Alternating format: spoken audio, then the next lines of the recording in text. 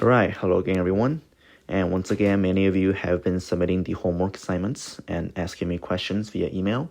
So thank you very much for doing that. And today we're just going to keep talking about adding and subtracting with rational expressions. So kind of where we left off last time. So we'll just do a couple more examples just to kind of get the hang of this. So g plus 2 over 6g squared plus 5 minus g over 8g.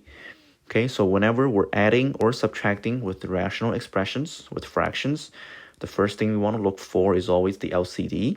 Okay, so in this case, I have 6g squared and 8g. So what's my least common denominator? Well, we have 6 and 8, so that's going to be 24. That's the least that can go into. And g squared and g, the least that can go into is g squared. Okay, so once we have that, we want to convert our denominators into our LCD, and in this case it's 24g squared. Okay, so let's see on the right hand side, how can we go from 8g to 24g squared? Well, I need to multiply by 3g over 3g, and then once again make sure you distribute the numerator there, so I should have 15g minus 3g squared. And then similarly on the left, to go from 6g squared to 24g squared, I need to multiply by 4 over 4. And then once again, once we distribute, I should end up with 4g plus 8. And now that we have the same denominator, I can combine the numerator. So here, really, we should have parentheses, but since it's addition, it really doesn't matter if we put them or not. 4g plus 8 plus 15g minus 3g squared. And then combine like terms on top. I have negative 3g squared. And then I should have plus 19g plus 8 over 24g squared. Okay, and then once we end up with just one single fraction with nothing to simplify, and that's how we know we're done. All right, a couple more. Okay, so here we have n plus 5 and n minus 1. Once again, first things first is always the LCD. In this case, those two are separate factors, so we have to have both of them in our LCD, n plus 5 times n minus 1. Okay, so again, the next step will be you want to convert both of these fractions to have the same denominator. So over here, same thing, n plus 5 times n minus 1. Okay, so for the one on the right, we need to multiply by m plus 5 over m plus 5, because that's what we're missing. And then once again, make sure we distribute. So I should have 2m squared, and that's plus 10m. And then the one on the left, I'm missing m minus 1, so that's what I'll need to multiply by. And then again, make sure we distribute. Okay, so now since this is subtraction, it's crucial that we use the parentheses, because when we distribute that negative, make sure you distribute to both terms in the parentheses. Okay, so right now I'm just rewriting n plus 5 over n minus 1, putting them under one denominator, and now I can go ahead and distribute the top. So that should be minus 2m squared minus 10m, and then the bottom should be the same, n plus 5 n minus 1. Okay, so I know this looks like a lot of steps, but because we're working with variables, okay, the idea is the same as if we're just adding and subtracting with just regular numbers. Okay, so on top I should have negative 2m squared, combine like terms, that looks like minus 6m, and then minus 4. All right, and once again, once you're left with one fraction with nothing to simplify, and then we're done. Okay, so a couple more to go. Okay, k squared minus 6k and k.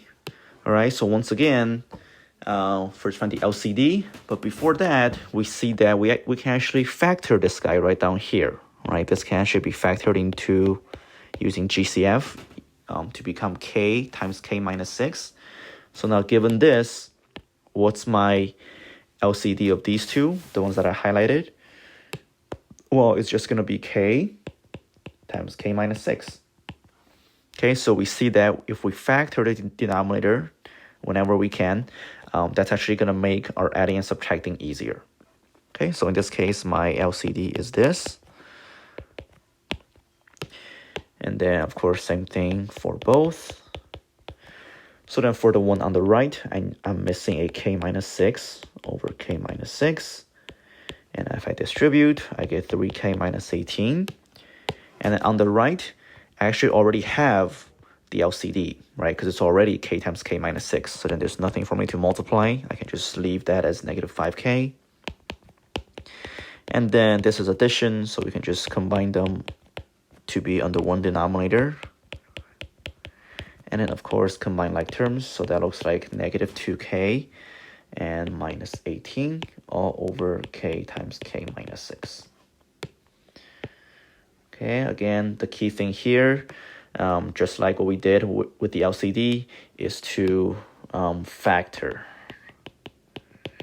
Factor first. That's going to make our life much easier. All right, I think I have 2 more to go. Okay, once again, just more of the same, except, getting a bit more complicated. So first things first, LCD. And before that, we can actually factor this guy. 2 numbers that add to 4, multiply to negative 21, plus 7x minus 3. And now what's my LCD of these 2 guys? Well, I have to have x plus 7, and then x minus 3. Okay, again, that's going to be my least common denominator. So then let me put that over here. I need to have x plus 7, x minus 3 for both.